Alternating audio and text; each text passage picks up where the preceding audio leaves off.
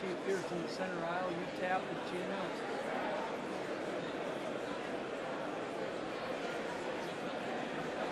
It's a Supreme Court now, I guess.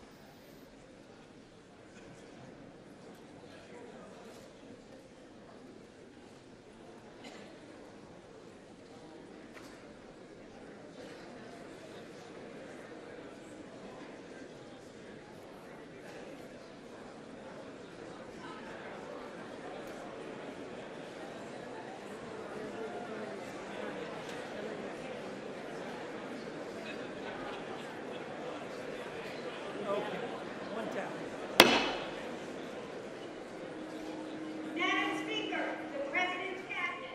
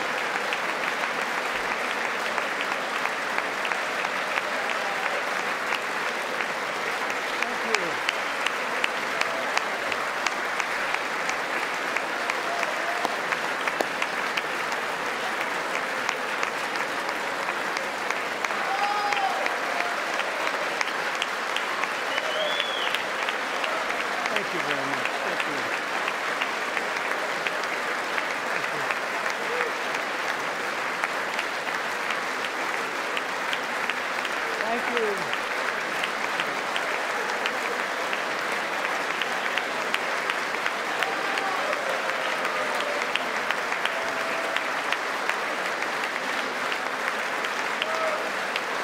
Thank you. Wow.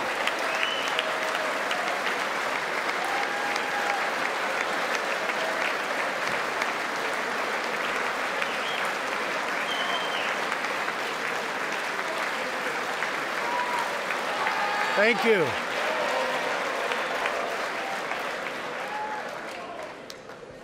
Thank you very much, Madam Speaker, Mr. Vice President, members of Congress, the First Lady of the United States,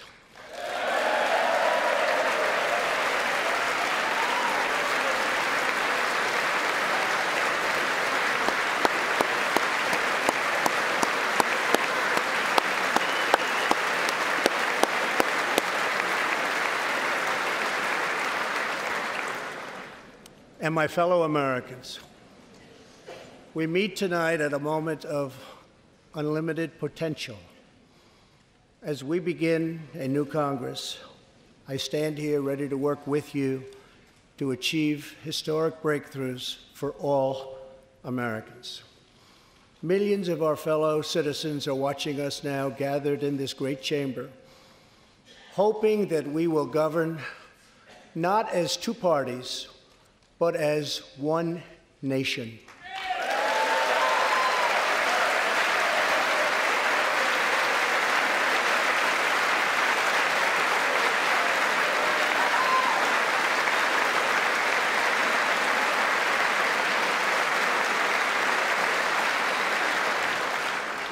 The agenda I will lay out this evening is not a Republican agenda or a Democrat agenda.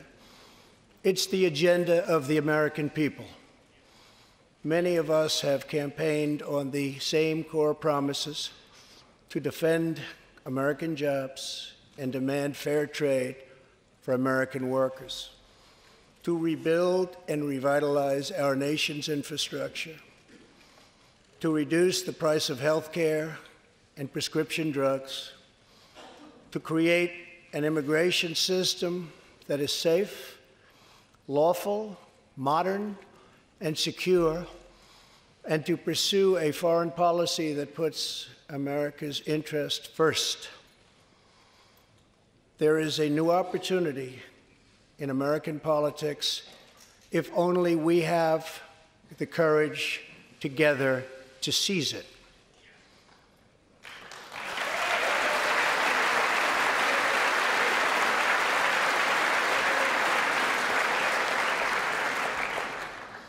Victory is not winning for our party. Victory is winning for our country.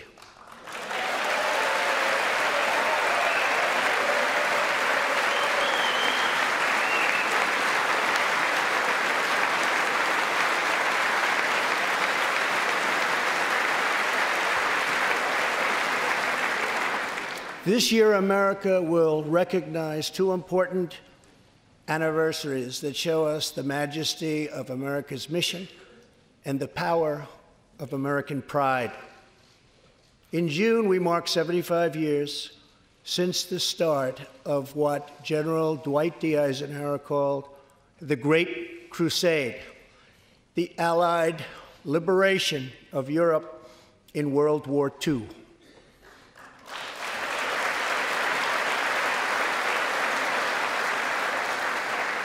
On D-Day, June 6, 1944, 15,000 young American men jumped from the sky, and 60,000 more stormed in from the sea to save our civilization from tyranny. Here with us tonight are three of those incredible heroes: Private First Class Joseph Riley, Staff Sergeant Irving Locker, and Sergeant Herman Zaitchik. Please.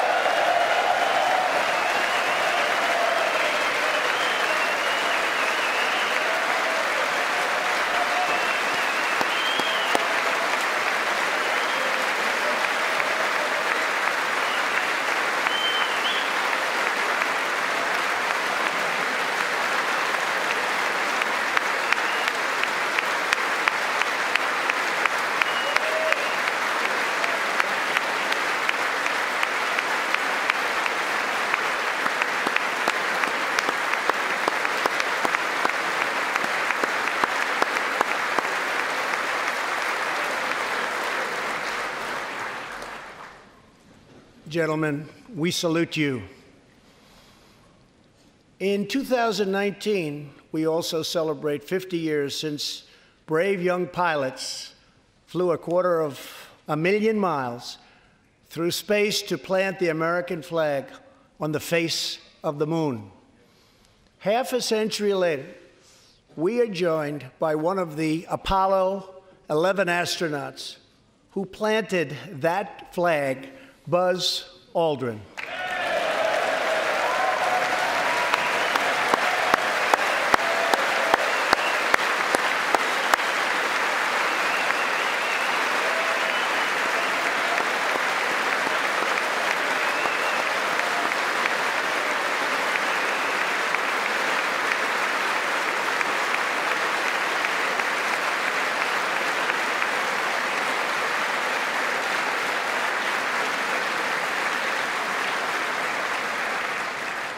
Thank you, Buzz. This year, American astronauts will go back to space on American rockets.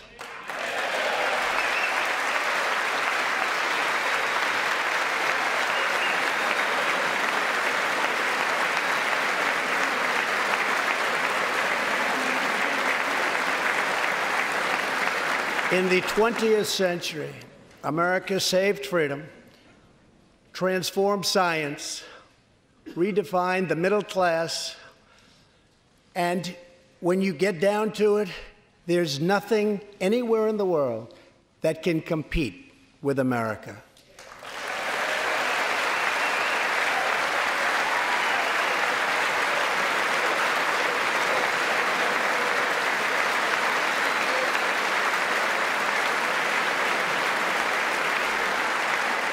Now we must step boldly and bravely into the next chapter of this great American adventure.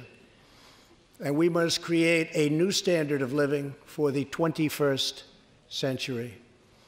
An amazing quality of life for all of our citizens is within reach. We can make our community safer, our families stronger, our culture richer, our faith deeper, and our middle class bigger and more prosperous than ever before.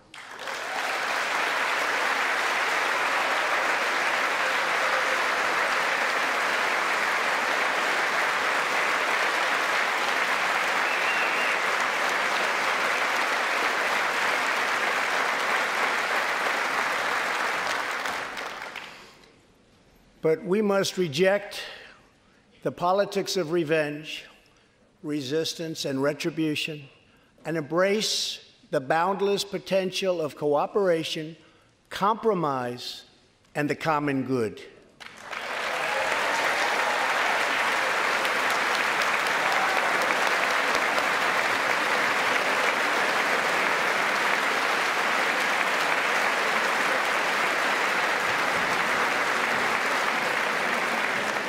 Together, we can break decades of political stalemate. We can bridge old divisions, heal old wounds, build new coalitions, forge new solutions, and unlock the extraordinary promise of America's future. The decision is ours to make. We must choose between greatness or gridlock, results or resistance, vision or vengeance, incredible progress or pointless destruction. Tonight, I ask you to choose greatness.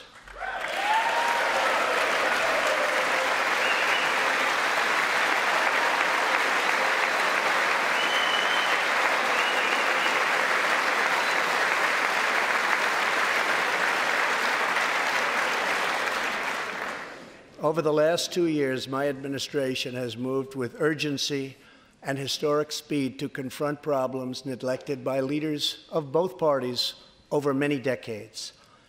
In just over 2 years since the election, we have launched an unprecedented economic boom, a boom that has rarely been seen before. There's been nothing like it. We have created 5.3 million new jobs, and importantly added 600,000 new manufacturing jobs, something which almost everyone said was impossible to do. But the fact is, we are just getting started.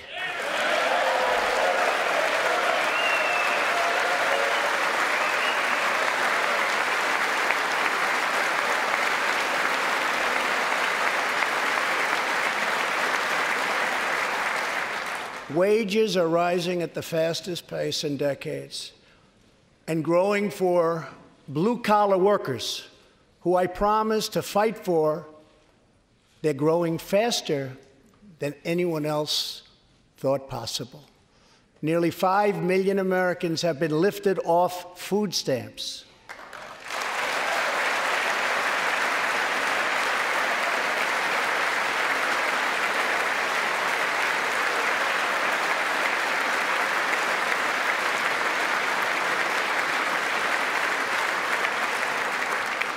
The U.S. economy is growing almost twice as fast today as when I took office, and we are considered far and away the hottest economy anywhere in the world, not even close.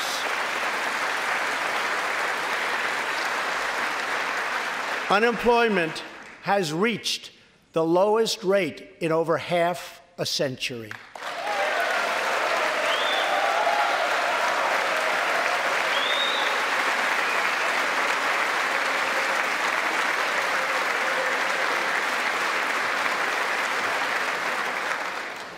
African American, Hispanic American, and Asian American unemployment have all reached their lowest levels ever recorded.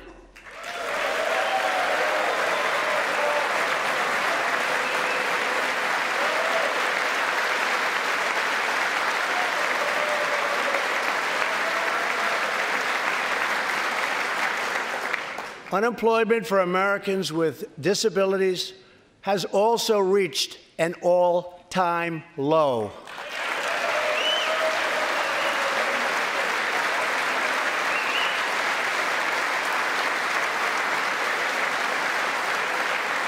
More people are working now than at any time in the history of our country. 157 million people at work.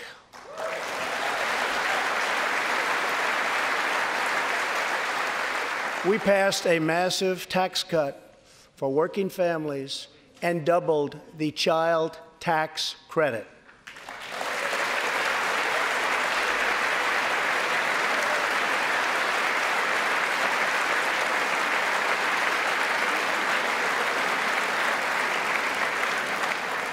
We virtually ended the estate tax, or death tax, as it is often called, on small businesses, for ranches, and also for family farms.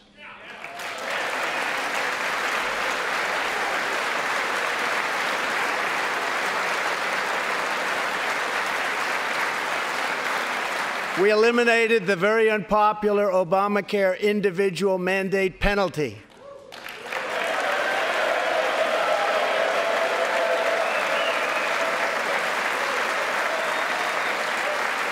And to give critically ill patients access to life-saving cures, we passed, very importantly, Right to Try.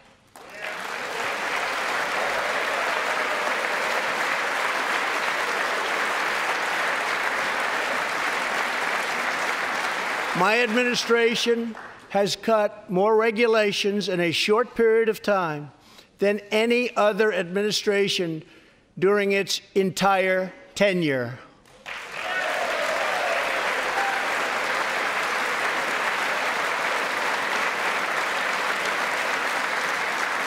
Companies are coming back to our country in large numbers, thanks to our historic reductions in taxes and regulations.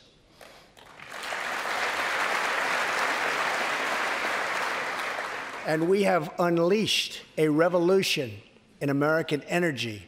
The United States is now the #1 producer of oil and natural gas anywhere in the world.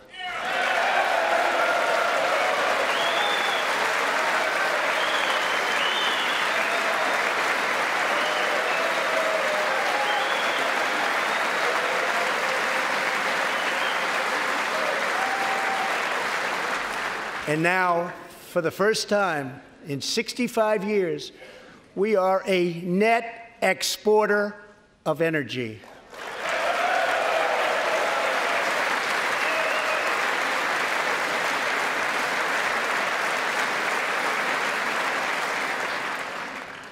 After 24 months of rapid progress, our economy is the envy of the world. Our military is the most powerful on earth by far. And America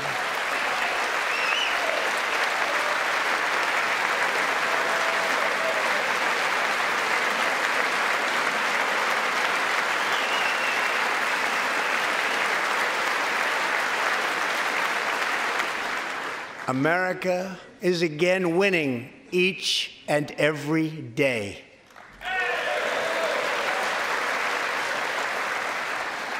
Members of Congress, the state of our union is strong.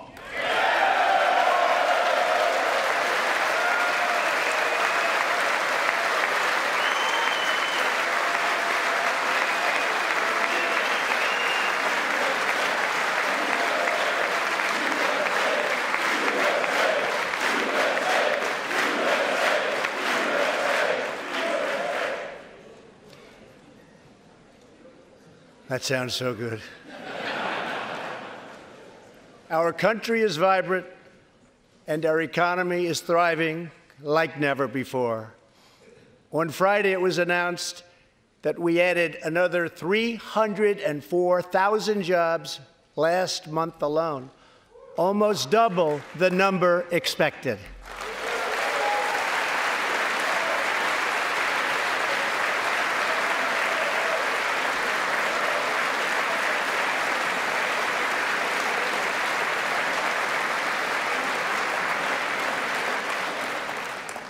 An economic miracle is taking place in the United States, and the only thing that can stop it are foolish wars, politics, or ridiculous partisan investigations.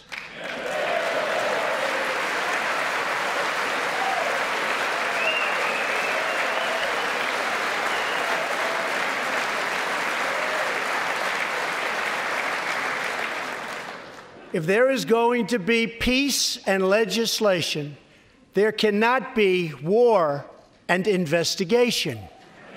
It just doesn't work that way.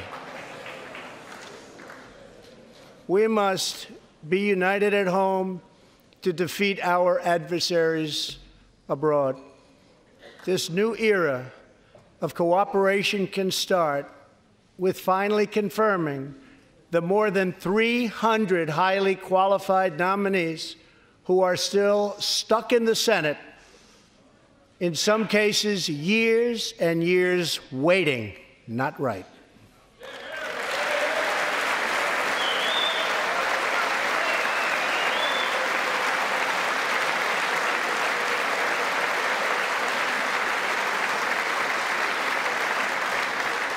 The Senate has failed to act on these nominations, which is unfair to the nominees and very unfair to our country. Now is the time for bipartisan action. Believe it or not, we have already proven that that's possible. In the last Congress, both parties came together to pass unprecedented legislation to confront the opioid crisis, a sweeping new farm bill, historic VA reforms, and after 4 decades of rejection, we passed VA accountability so that we can finally terminate those who mistreat our wonderful veterans.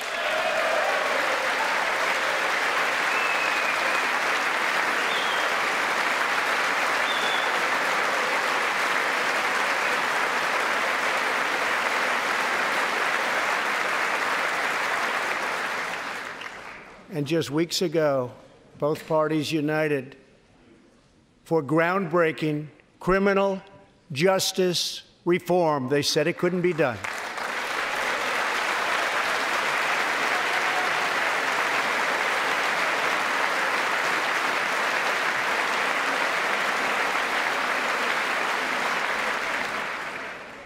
Last year, I heard through friends the story of Alice Johnson.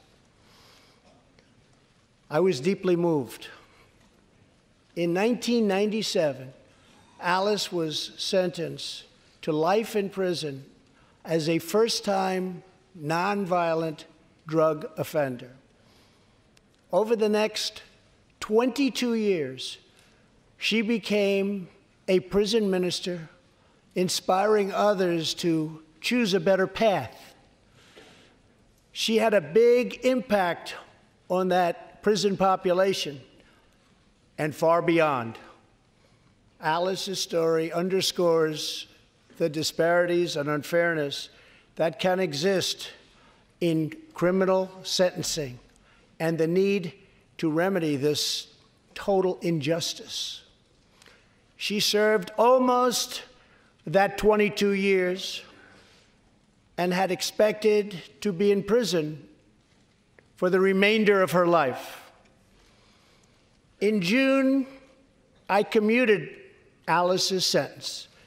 When I saw Alice's beautiful family greet her at the prison gates, hugging and kissing and crying and laughing, I knew I did something right. Alice is with us tonight, and she is a terrific woman. Terrific. Alice, please.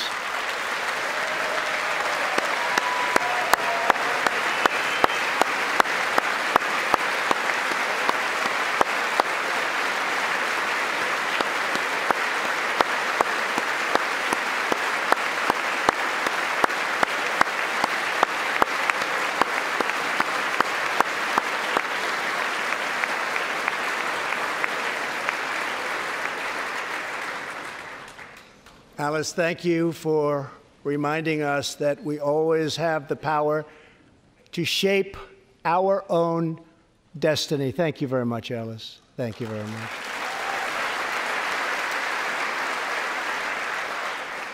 Inspired by stories like Alice's, my administration worked closely with members of both parties to sign the First Step Act into law.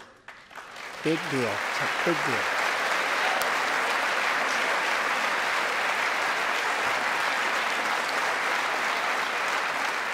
This legislation reformed sentencing laws that have wrongly and disproportionately harmed the African American community.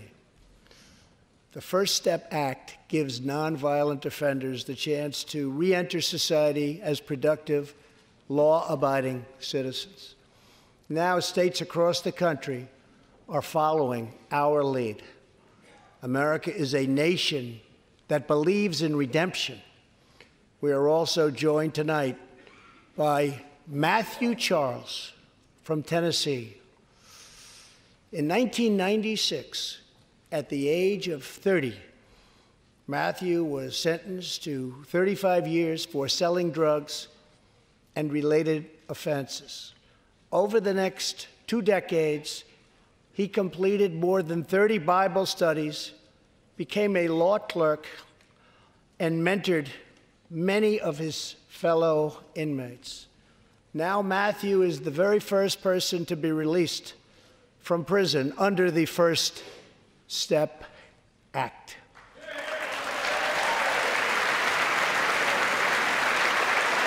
Matthew, please.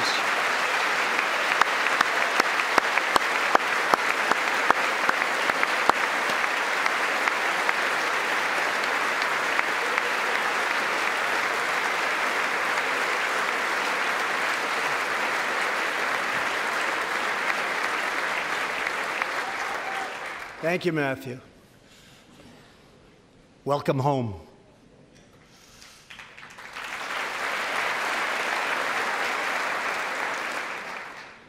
Now, Republicans and Democrats must join forces again to confront an urgent national crisis. Congress has 10 days left to pass a bill that will fund our government, protect our homeland, and secure our very dangerous southern border. Now is the time for Congress to show the world that America is committed to ending illegal immigration and putting the ruthless coyotes, cartels, drug dealers, and human traffickers out of business.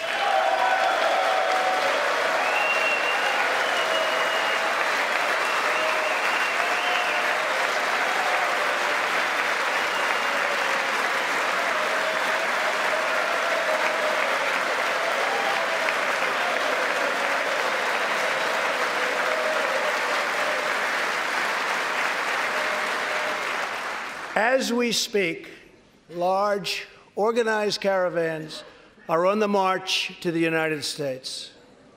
We have just heard that Mexican cities, in order to remove the illegal immigrants from their communities, are getting trucks and buses to bring them up to our country in areas where there is little border protection.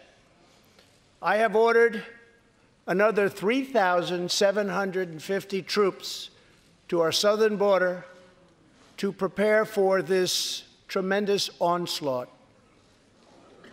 This is a moral issue. The lawless state of our southern border is a threat to the safety, security, and financial well-being of all America. We have a moral duty to create an immigration system that protects the lives and jobs of our citizens.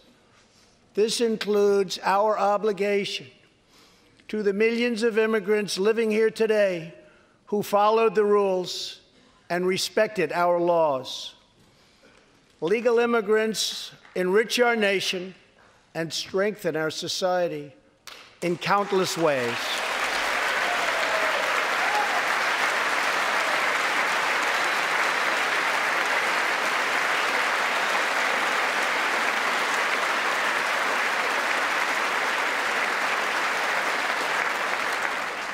I want people to come into our country in the largest numbers ever, but they have to come in legally.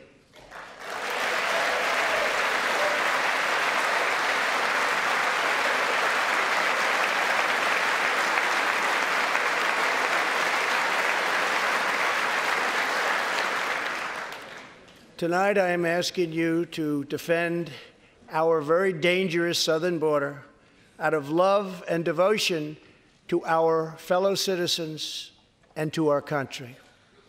No issue better illustrates the divide between America's working class and America's political class than illegal immigration. Wealthy politicians and donors push for open borders while living their lives behind walls and gates and guards.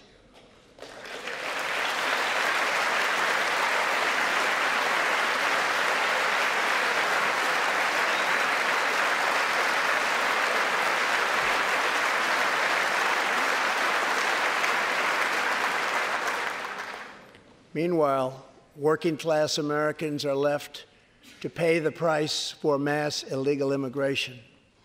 Reduced jobs, lower wages, overburdened schools, hospitals that are so crowded you can't get in, increased crime, and a depleted social safety net.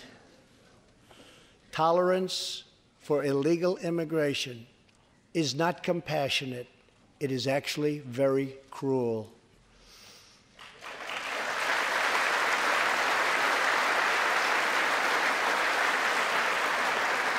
One in 3 women is sexually assaulted on the long journey north. Smugglers use migrant children as human pawns to exploit our laws and gain access to our country. Human traffickers and sex traffickers take advantage of the wide open areas between our ports of entry to smuggle thousands of young girls and women into the United States and to sell them into prostitution and modern-day slavery. Tens of thousands of innocent Americans are killed by lethal drugs that cross our border and flood into our cities, including meth, heroin, cocaine, and fentanyl. The savage gang MS-13 now operates in at least 20 different American states, and they almost all come through our southern border. Just yesterday, an MS-13 gang member was taken into custody for a fatal shooting on a subway platform in New York City. We are removing these gang members by the thousands, but until we secure our border, they're going to keep streaming right back in. Year after year, countless Americans are murdered by criminal, illegal aliens. I've gotten to know many wonderful angel moms and dads and families. No one should ever have to suffer the horrible heartache that they have had to endure. Here tonight is Deborah Bissell. Just 3 weeks ago, Deborah's parents, Gerald and Sharon, were burglarized and shot to death in their Reno, Nevada home by an illegal alien. They were in their 80s and are survived by 4 children, 11 grandchildren, and 20 great-grandchildren. Also here tonight are Gerald and Sharon's granddaughter, Heather, and great-granddaughter, Madison. To Deborah, Heather, Madison, please stand. Few can understand your pain. Thank you, and thank you for being here. Thank you very much.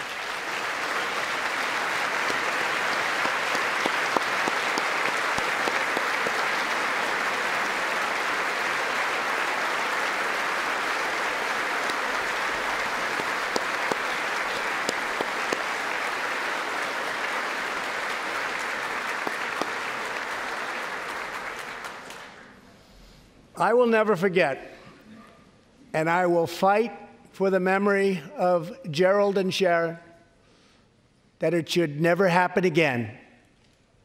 Not one more American life should be lost because our nation failed to control its very dangerous border. In the last 2 years, our brave ICE officers made 266,000 arrests of criminal aliens, including those charged or convicted of nearly 100,000 assaults, 30,000 sex crimes, and 4,000 killings or murders. We are joined tonight by one of those law enforcement heroes, ICE Special Agent Elvin Hernandez. When Elvin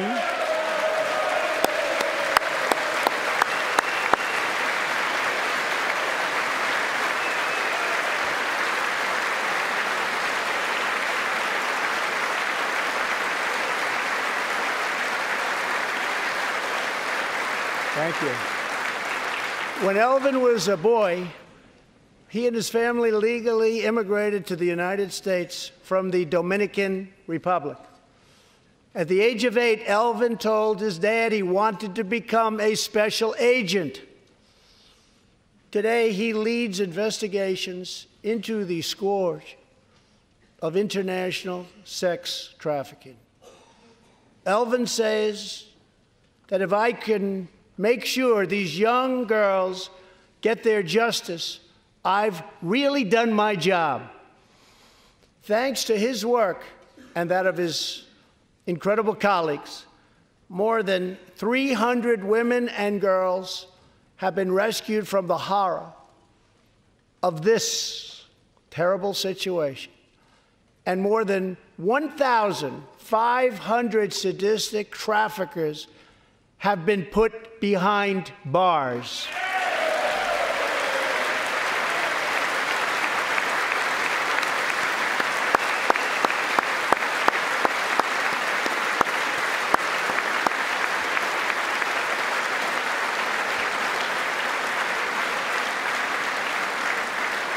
Thank you, Alvin.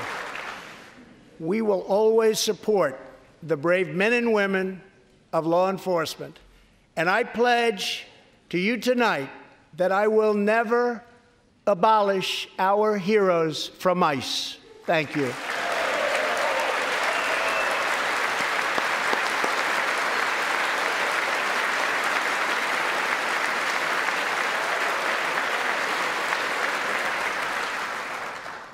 My administration has sent to Congress a common-sense proposal to end the crisis on the southern border.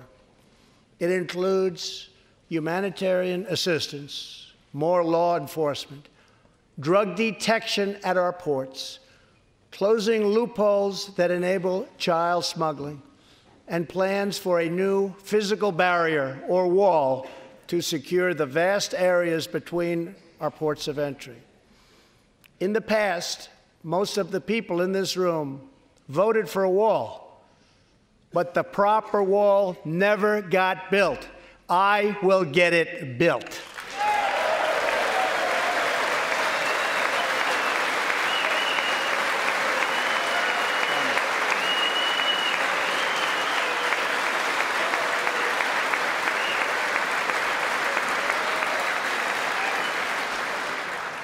This is a smart, strategic, see-through steel barrier, not just a simple concrete wall. It will be deployed in the areas identified by the border agents as having the greatest need, and these agents will tell you where walls go up, illegal crossings go way, way down.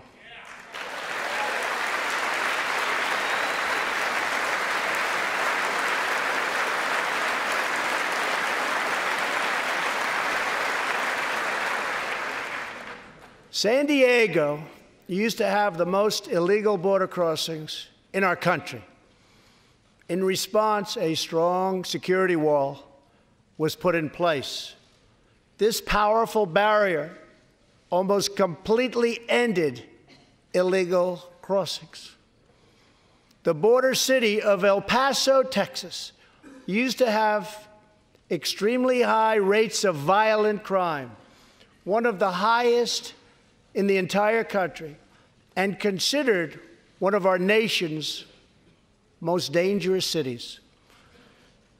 Now, immediately upon its building, with a powerful barrier in place, El Paso is one of the safest cities in our country.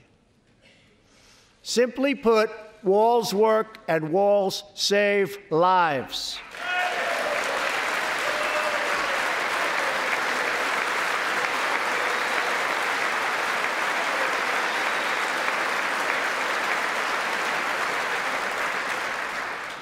So let's work together, compromise, and reach a deal that will truly make America safe. As we work to defend our people's safety, we must also ensure our economic resurgence continues at a rapid pace. No one has benefited more from our thriving economy than women, who have filled 58% of the newly created jobs last year.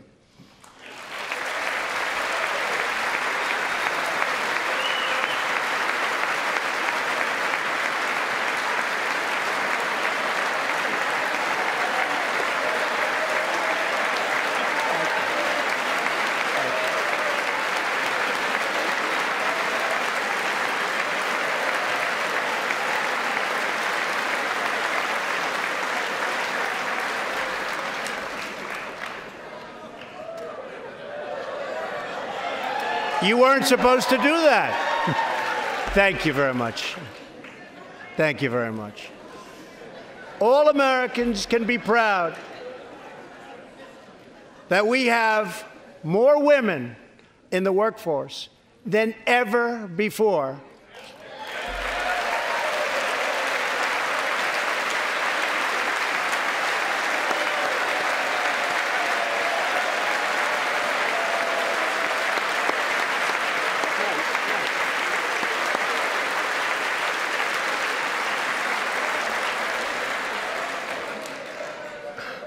Don't sit yet. You're going to like this. And exactly 1 century after Congress passed the constitutional amendment giving women the right to vote, we also have more women serving in Congress than at any time before.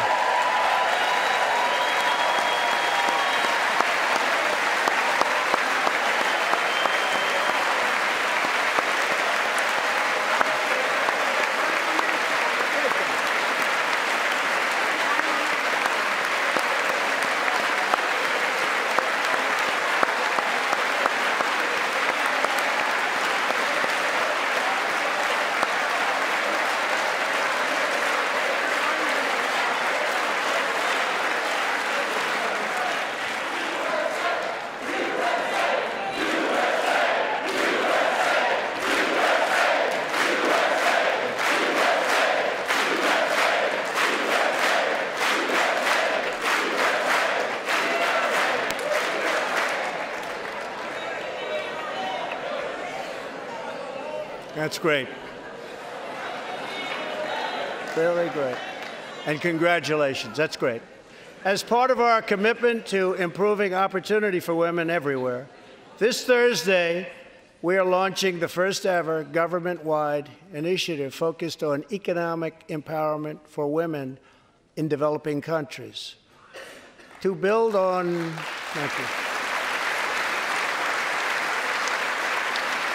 To build on our incredible economic success, one priority is paramount: reversing decades of calamitous trade policies. So bad. We are now making it clear to China that after years of targeting our industries and stealing our intellectual property, the theft of American jobs and wealth has come to an end.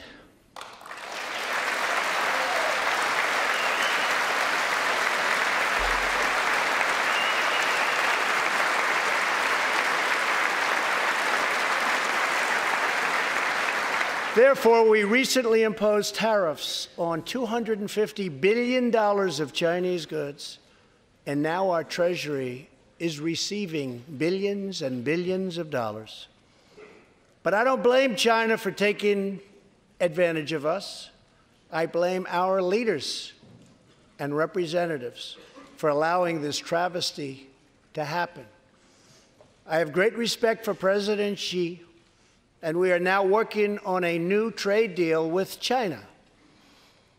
But it must include real structural change to end unfair trade practices, reduce our chronic trade deficit, and protect American jobs.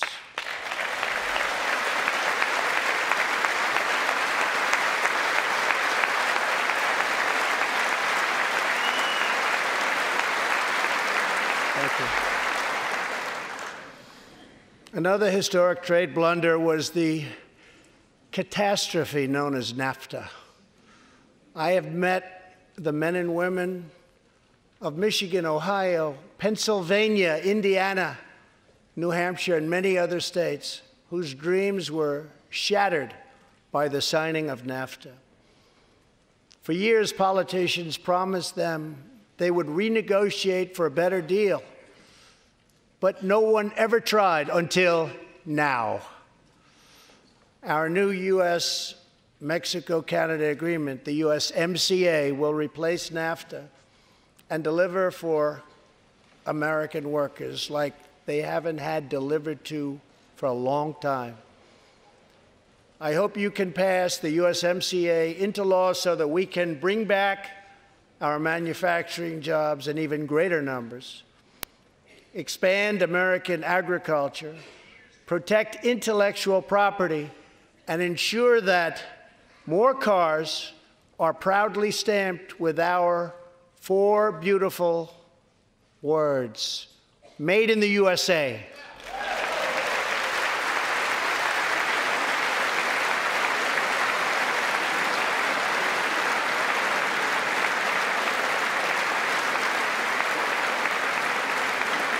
Tonight, I am also asking you to pass the United States Reciprocal Trade Act so that if another country places an unfair tariff on an American product, we can charge them the exact same tariff on the exact same product that they sell to us.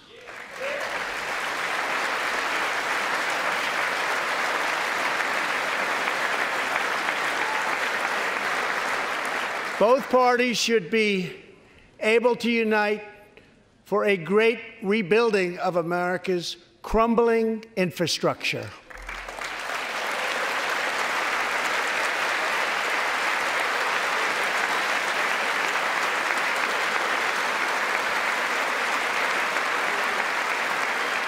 I know that Congress is eager to pass an infrastructure bill, and I am eager to work with you on legislation to deliver new and important infrastructure investment, including investments in the cutting-edge industries of the future.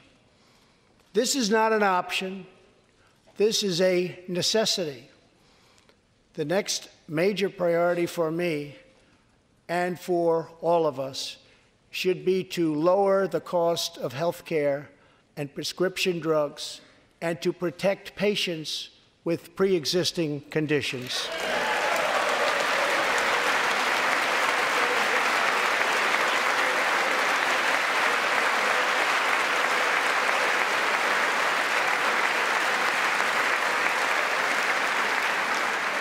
Already as a result of my administration's efforts in 2018, drug prices experienced their single largest decline in 46 years.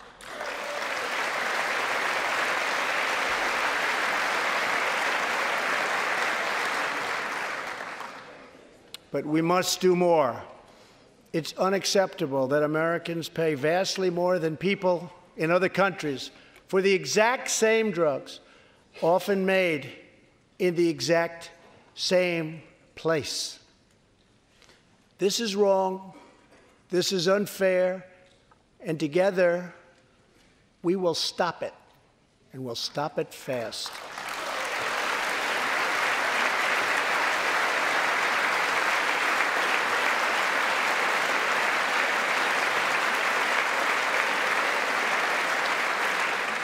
I am asking Congress to pass legislation that finally takes on the problem of global freeloading and delivers fairness and price transparency for American patients, finally.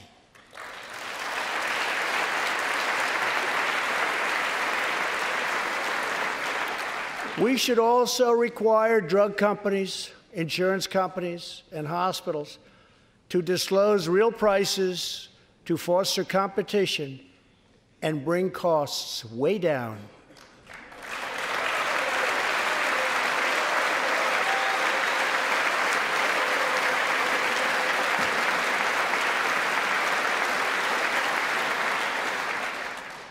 No force in history has done more to advance the human condition than American freedom.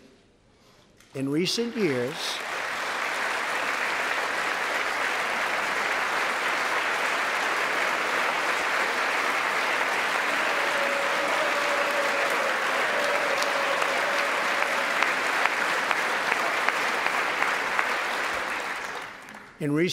we have made remarkable progress in the fight against HIV and AIDS. Scientific breakthroughs have brought a once distant dream within reach.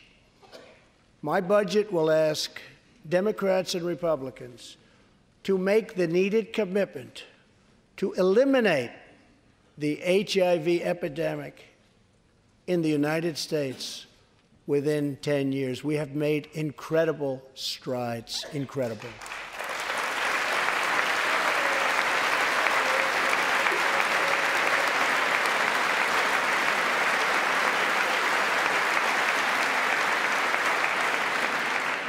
Together, we will defeat AIDS in America and beyond.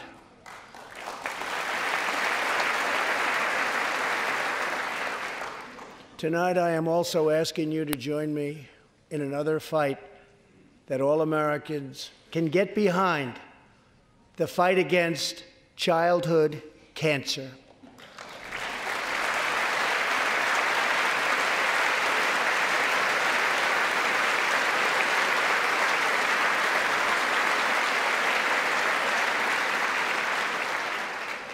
Joining Melania in the gallery this evening is a very brave 10-year-old girl, Grace Eline. Every birthday,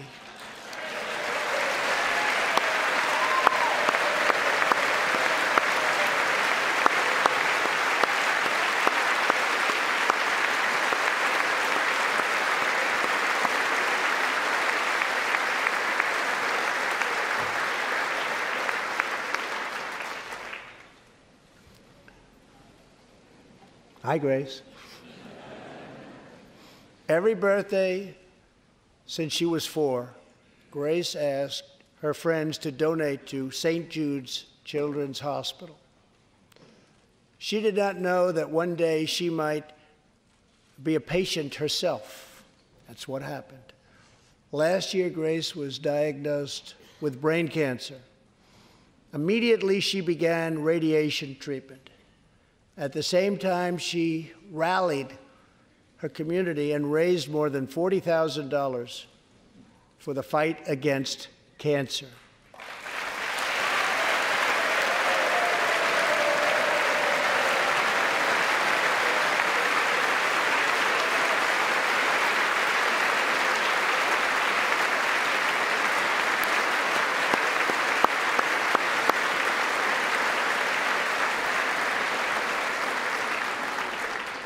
When Grace completed treatment last fall, her doctors and nurses cheered. They loved her. They still love her. With tears in their eyes as she hung up a poster that read, "Last day of chemo."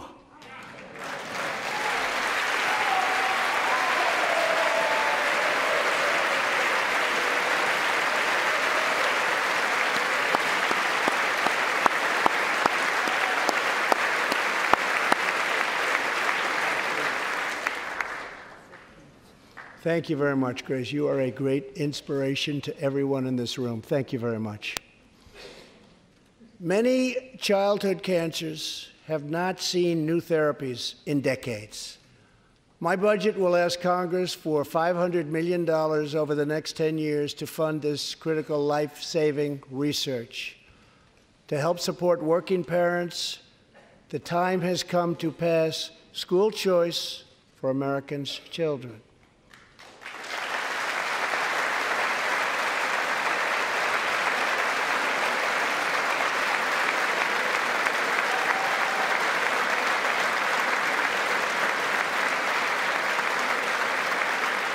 I am also proud to be the first president to include in my budget a plan for nationwide paid family leave so that every new parent has the chance to bond with their newborn child.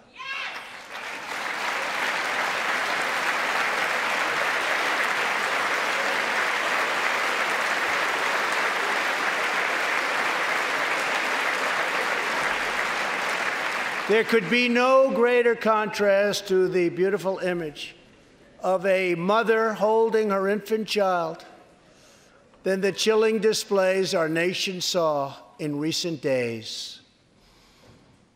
Lawmakers in New York cheered with delight upon the passage of legislation that would allow a baby to be ripped from the mother's womb moments from birth.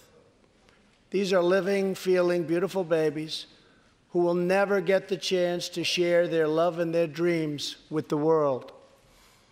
And then we had the case of the governor of Virginia, where he stated he would execute a baby after birth. To defend the dignity of every person, I am asking Congress to pass legislation to prohibit the late-term abortion of children who can feel pain in the mother's womb.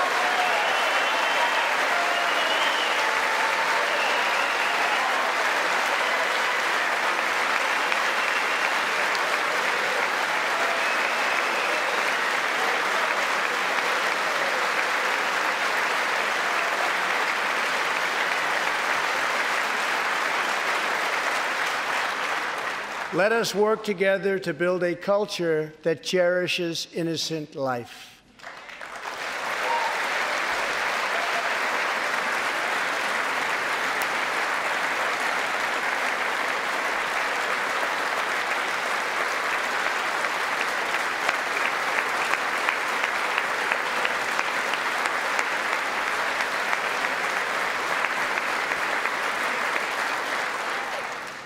And let us reaffirm a fundamental truth. All children, born and unborn, are made in the holy image of God. The final part of my agenda is to protect American security. Over the last 2 years, we have begun to fully rebuild the United States military with $700 billion last year and $716 billion this year. We are also getting other nations to pay their fair share. Finally.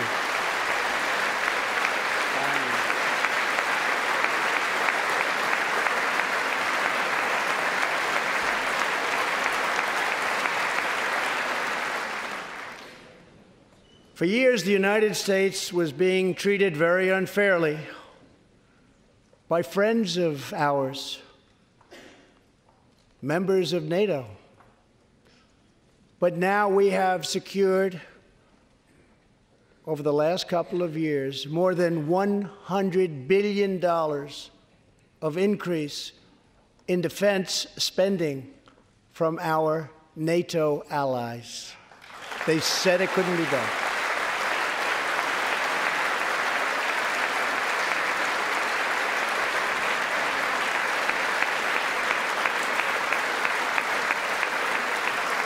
As part of our military buildup, the United States is developing a state-of-the-art missile defense system.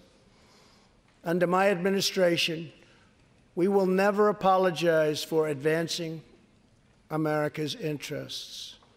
For example, decades ago, the United States entered into a treaty with Russia in which we agreed to limit and reduce our missile capability.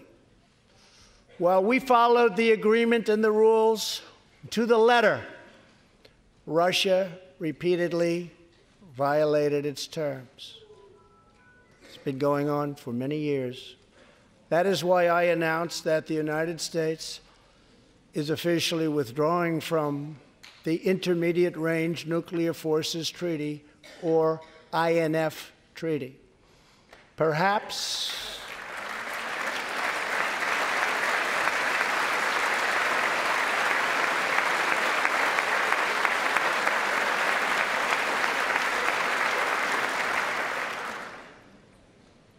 we really have no choice. Perhaps we can negotiate a different agreement, adding China and others, or perhaps we can't, in which case we will outspend and out-innovate all others by far.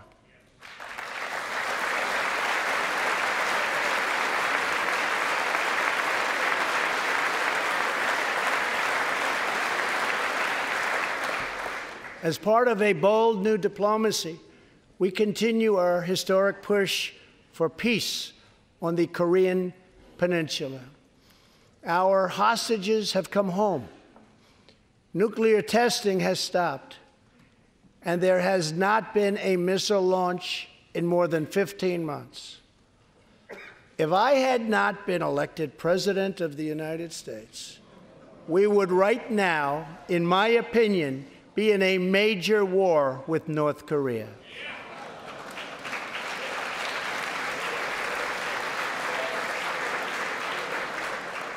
Much work remains to be done, but my relationship with Kim Jong-un is a good one. Chairman Kim and I will meet again on February 27th and 28th in Vietnam.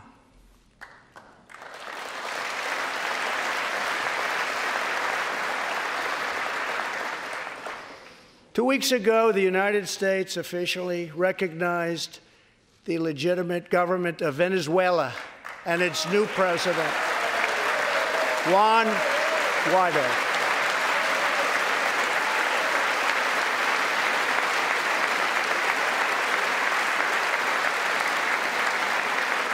We stand with the Venezuelan people in their noble quest for freedom, and we condemn the brutality of the Maduro regime, whose socialist policies have turned that nation from being the wealthiest in South America into a state of abject poverty and despair.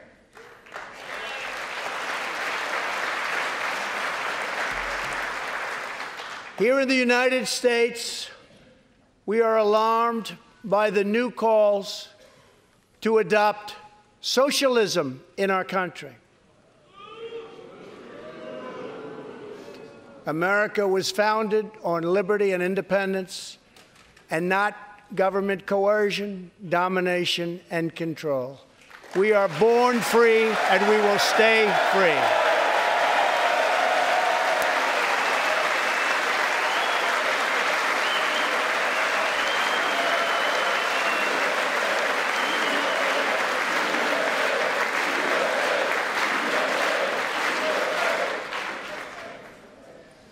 Tonight, we renew our resolve that America will never be a socialist country.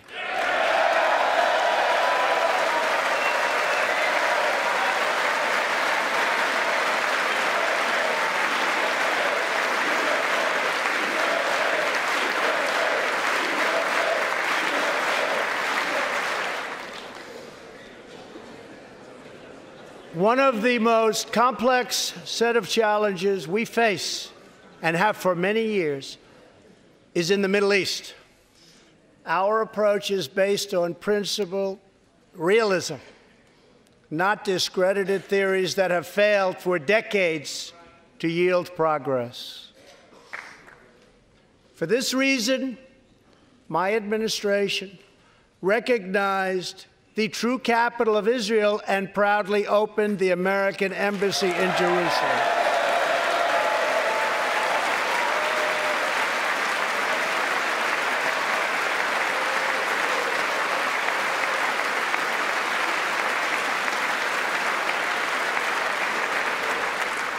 Our brave troops have now been fighting in the Middle East for almost 19 years.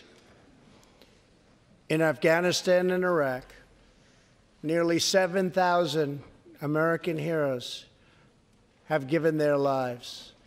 More than 52,000 Americans have been badly wounded. We have spent more than $7 trillion in fighting wars in the Middle East.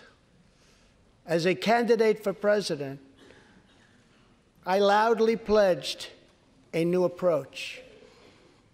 Great nations do not fight endless wars.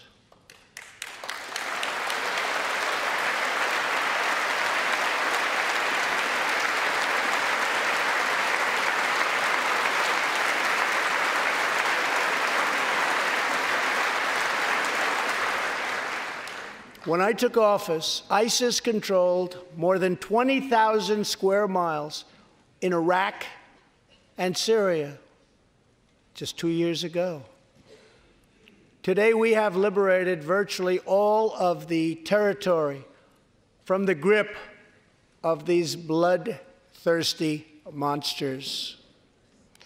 Now, as we work with our allies to destroy the remnants of ISIS, it is time to give our brave warriors in Syria a warm welcome home. I have also accelerated our negotiations to reach, if possible, a political settlement in Afghanistan. The opposing side is also very happy to be negotiating. Our troops have fought with unmatched valor, and thanks to their bravery, we are now able to pursue a possible political solution to this long and bloody conflict.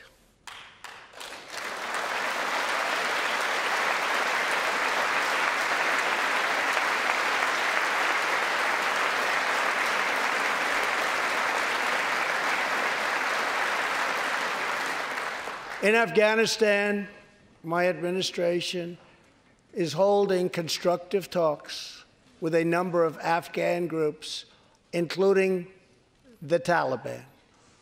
As we make progress in these negotiations, we will be able to reduce our troops' presence and focus on counterterrorism, and we will indeed focus on counterterrorism.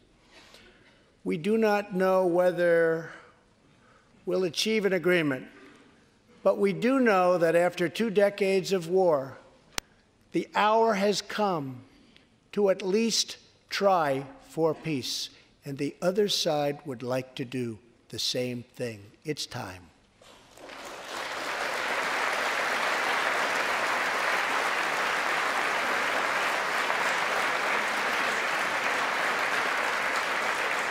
Above all, friend and foe alike must never doubt this nation's power and will to defend our people.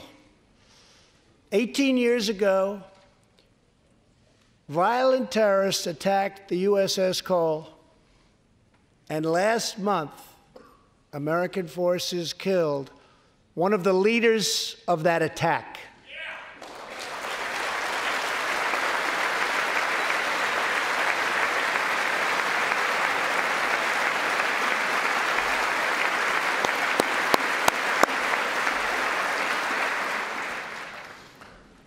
We are honored to be joined tonight by Tom Wibberley, whose son, Navy seaman Craig Wibberley, was one of the 17 sailors we tragically lost.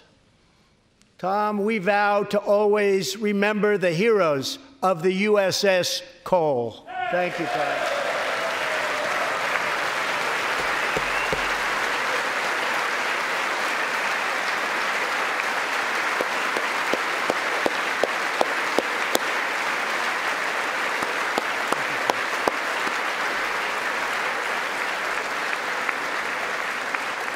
My administration has acted decisively to confront the world's leading state sponsor of terror, the radical regime in Iran.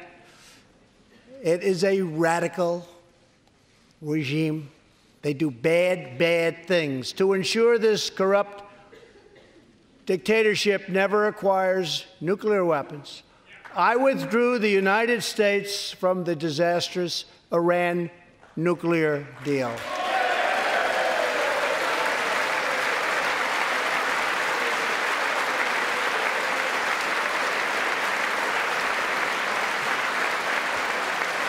And last fall, we put in place the toughest sanctions ever imposed by us on a country. We will not avert our eyes from a regime that chants death to America and threatens genocide against the Jewish people.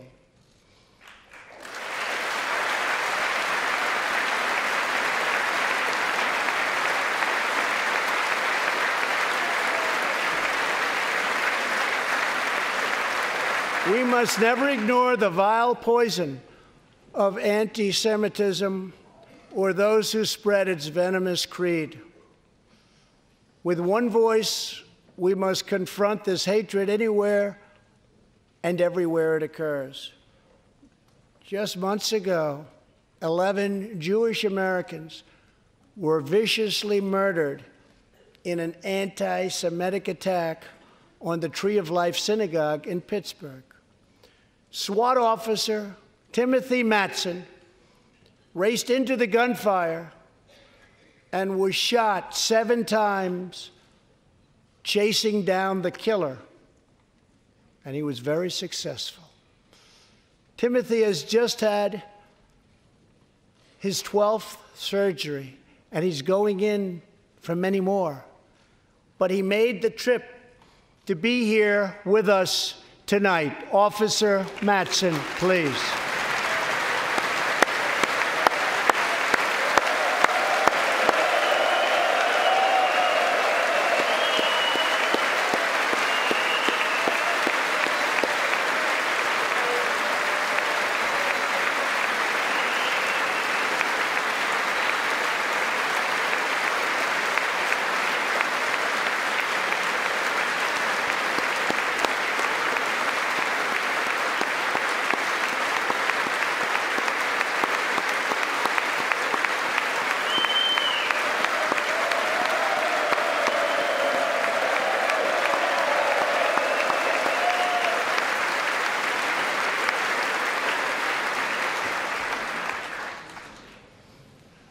Thank you. We are forever grateful. Thank you very much. Tonight, we are also joined by Pittsburgh survivor, Judah Samet. He arrived at the synagogue as the massacre began. But not only did Judah narrowly escape death last fall, more than 7 decades ago, he narrowly survived the Nazi concentration camps. Today is Judah's 81st birthday.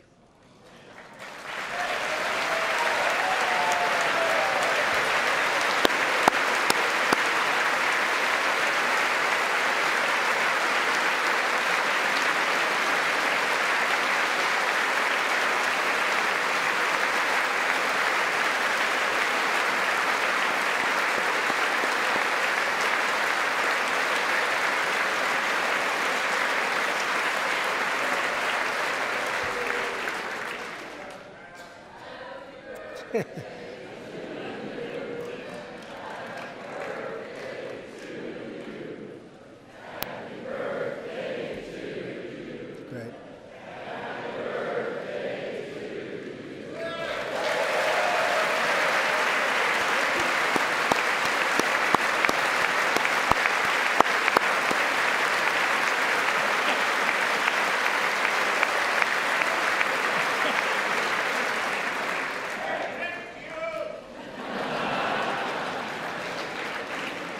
They wouldn't do that for me, Judah. Judah says he can still remember the exact moment nearly 75 years ago, after 10 months in a concentration camp, when he and his family were put on a train and told they were going to another camp. Suddenly, the train screeched to a very strong halt. A soldier appeared. Judah's family braced for the absolute worst. Then his father cried out with joy, "It's the Americans! It's the Americans!"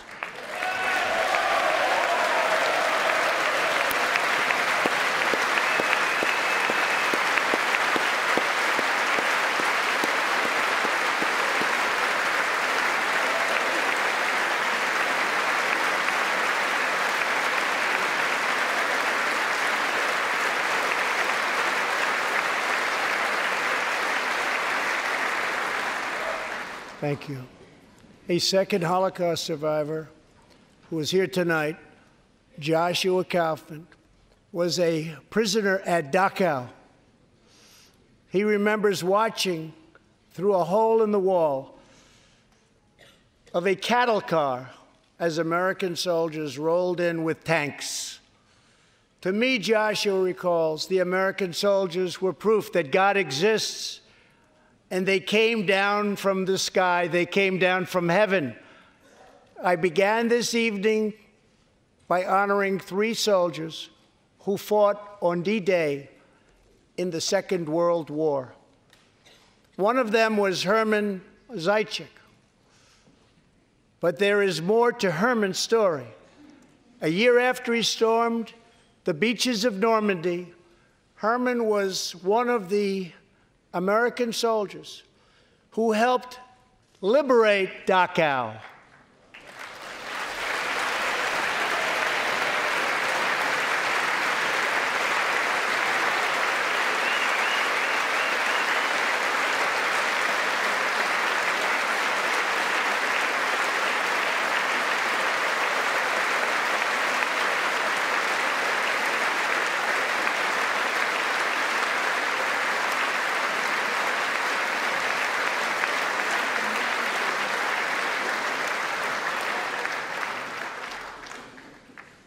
He was one of the Americans who helped rescue Joshua from that hell on earth.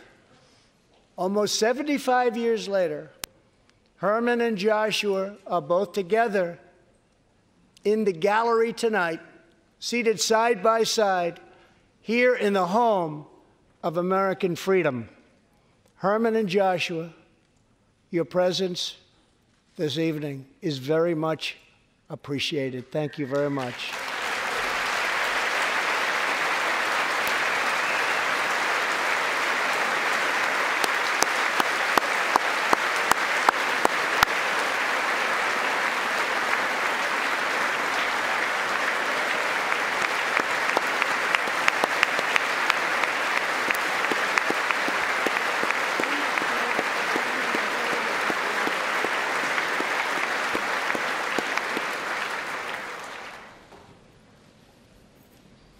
Thank you. When American soldiers set out beneath the dark skies over the English Channel in the early hours of D-Day 1944, they were just young men of 18 and 19 hurtling on fragile landing craft toward the most momentous battle in the history of war. They did not know if they would survive the hour. They did not know if they would grow old, but they knew that America had to prevail. Their cause was this nation and generations yet unborn. Why did they do it? They did it for America. They did it for us. Everything that has come since our triumph over communism, our giant leaps of science and discovery, our unrivaled progress towards equality and justice, all of it is possible thanks to the blood and tears and courage and vision of the Americans who came before. Think of this Capitol. Think of this very chamber where lawmakers before you voted to end slavery, to build the railroads and the highways, and defeat fascism, to secure civil rights, and to face down evil empires. Here tonight, we have legislators from across this magnificent republic. You have come from the rocky shores of Maine and the volcanic peaks of Hawaii, from the snowy woods of Wisconsin and the red deserts of Arizona, from the green farms of Kentucky and the golden beaches of California. Together, we represent the most extraordinary nation in all of history. What will we do with this moment? How will we be remembered? I ask the men and women of this Congress, look at the opportunities before us. Our most thrilling achievements are still ahead. Our most exciting journeys still await. Our biggest victories are still to come. We have not yet begun to dream. We must choose whether we are defined by our differences or whether we dare to transcend them. We must choose whether we squander our great inheritance or whether we proudly declare that we are Americans. We do the incredible. We defy the impossible. We conquer the unknown. This is the time to reignite the American imagination. This is the time to search for the tallest summit and set our sights on the brightest star. This is the time to rekindle the bonds of love and loyalty and memory that link us together as citizens, as neighbors, as patriots. This is our future, our fate, and our choice to make. I am asking you to choose greatness. No matter the trials we face, no matter the challenges to come, we must go forward together. We must keep America first in our hearts. We must keep freedom alive in our souls. And we must always keep faith in America's destiny. That one nation, under God, must be the hope and the promise and the light and the glory among all the nations of the world. Thank you, God bless you, and God bless America. Thank you very much. Thank you.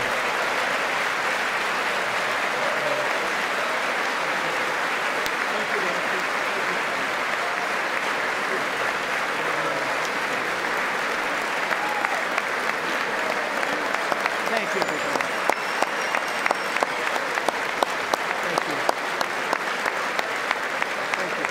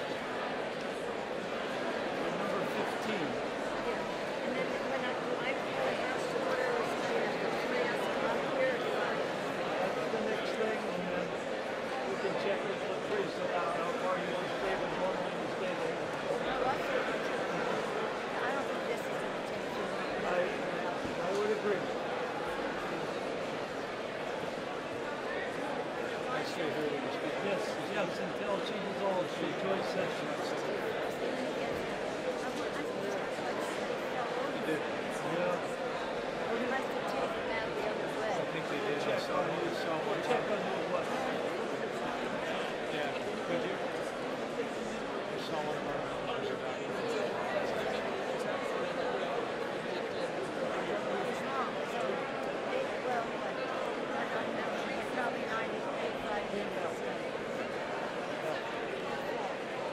Half a minute back.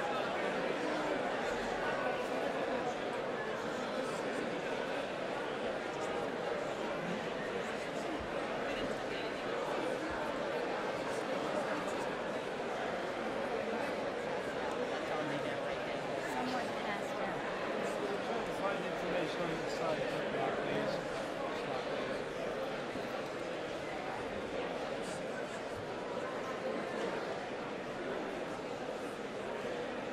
Dr. Green, one of the new members, is a cardiologist, and he went around and he came back. So that's a good sign. I saw him move pretty quick. It's funny that home. Yeah, wow, I jumped.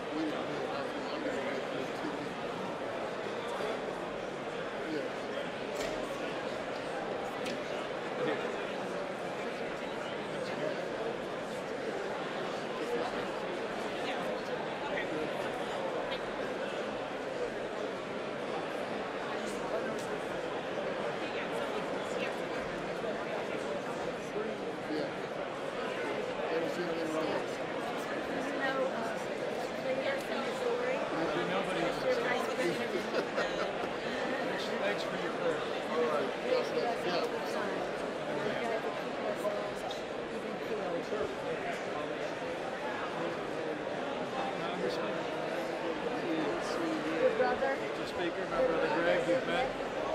How are you? He wore blue, I wore red. That's a big upgrade on Kansas City. Who's Jim?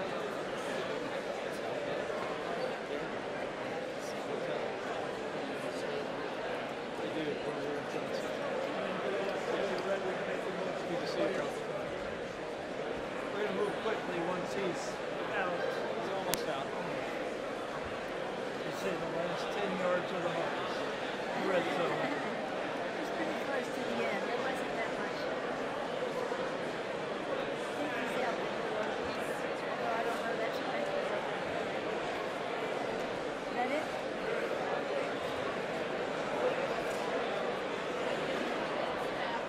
I think he is out.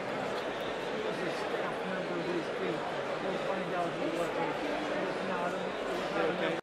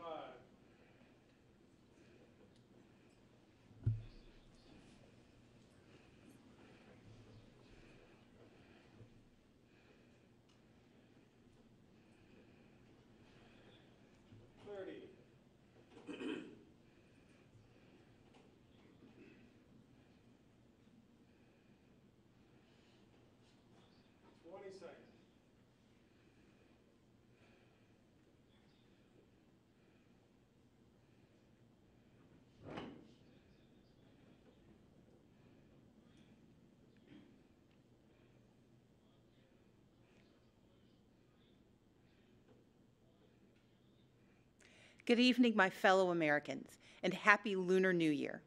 I'm Stacey Abrams, and I'm honored to join the conversation about the state of our union. Growing up, my family went back and forth between lower middle class and working class. Yet even when they came home weary and bone-tired, my parents found a way to show us all who we could be. My librarian mother taught us to love learning. My father, a shipyard worker, put in overtime and extra shifts, and they made sure we volunteered to help others. Later, they both became United Methodist ministers, an expression of the faith that guides us. These were our family values: faith, service, education, and responsibility. Now, we only had one car, so sometimes my dad had to hitchhike and walk long stretches during the 30-mile trip home from the shipyards. One rainy night, my mom got worried.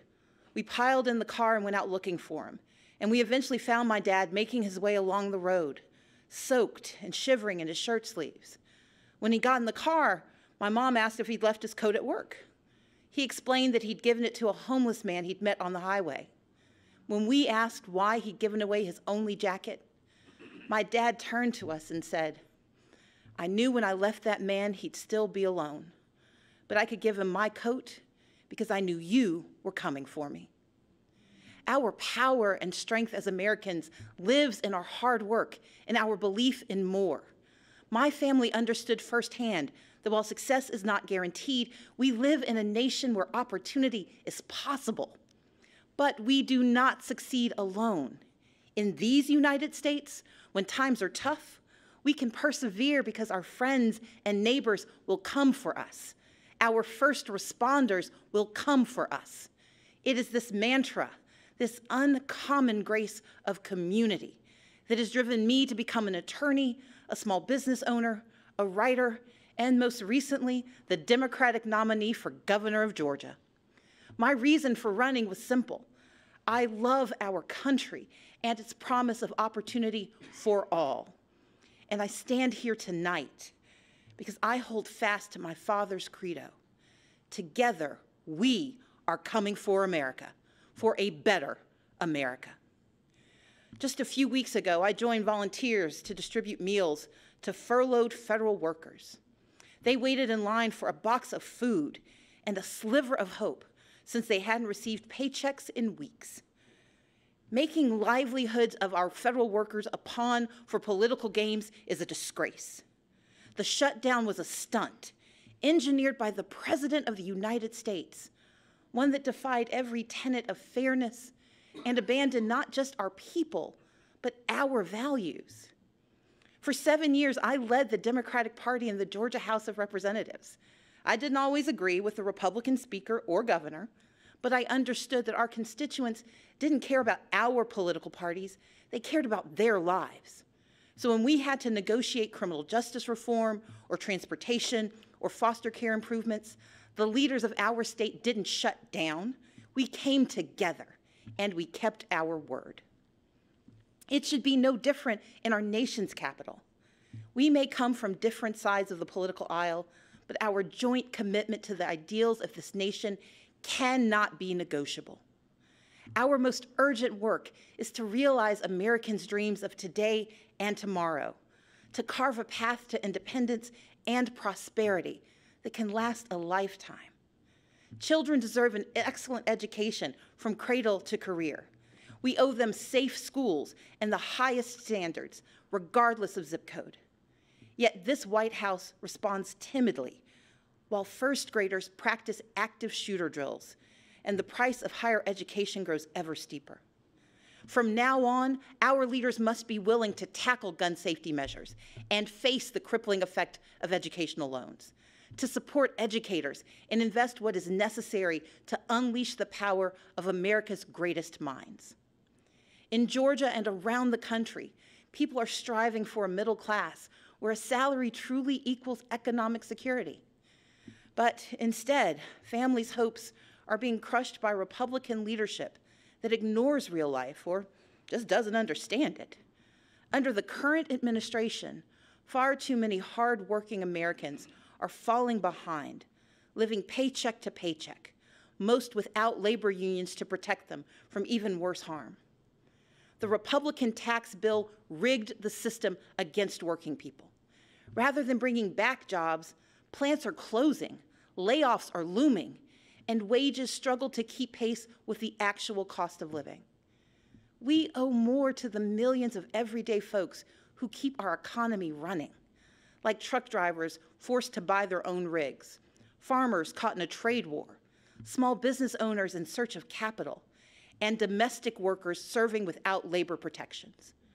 Women and men who could thrive if only they had the support and freedom to do so. We know bipartisanship could craft a 21st century immigration plan, but this administration chooses to cage children and tear families apart. Compassionate treatment at the border is not the same as open borders. President Reagan understood this. President Obama understood this. Americans understand this. And Democrats stand ready to effectively secure our ports and borders.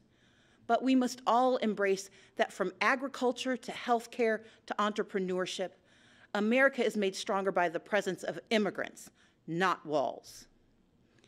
And rather than suing to dismantle the Affordable Care Act, as Republican attorneys general have, our leaders must protect the progress we've made and commit to expanding healthcare and lowering costs for everyone. My father has battled prostate cancer for years. To help cover the cost, I found myself sinking deeper into debt, because while you can defer some payments, you can't defer cancer treatment. In this great nation, Americans are skipping blood pressure pills, forced to choose between buying medicine or paying rent. Maternal mortality rates show that mothers, especially Black mothers, risk death to give birth. And in 14 states, including my home state, where a majority want it, our leaders refuse to expand Medicaid, which could save rural hospitals, save economies, and save lives. We can do so much more. Take action on climate change. Defend individual liberties with fair-minded judges. But none of these ambitions are possible without the bedrock guarantee of our right to vote. Let's be clear. Voter suppression is real. From making it harder to register and stay on the rolls, to moving and closing polling places, to rejecting lawful ballots, we can no longer ignore these threats to democracy. While I acknowledge the results of the 2018 election here in Georgia, I did not, and we cannot, accept efforts to undermine our right to vote. That's why I started a nonpartisan organization called Fair Fight to advocate for voting rights. This is the next battle for our democracy, one where all eligible citizens can have their say about the vision we want for our country.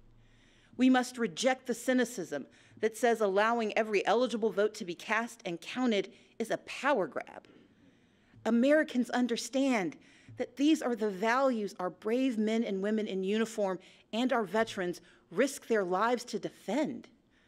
The foundation of our moral leadership around the globe is free and fair elections, where voters pick their leaders, not where politicians pick their voters.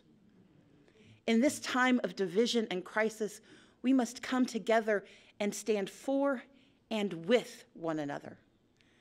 America has stumbled time and again on its quest towards justice and equality. But with each generation, we have revisited our fundamental truths, and where we falter, we make amends. We fought Jim Crow with the Civil Rights Act and the Voting Rights Act.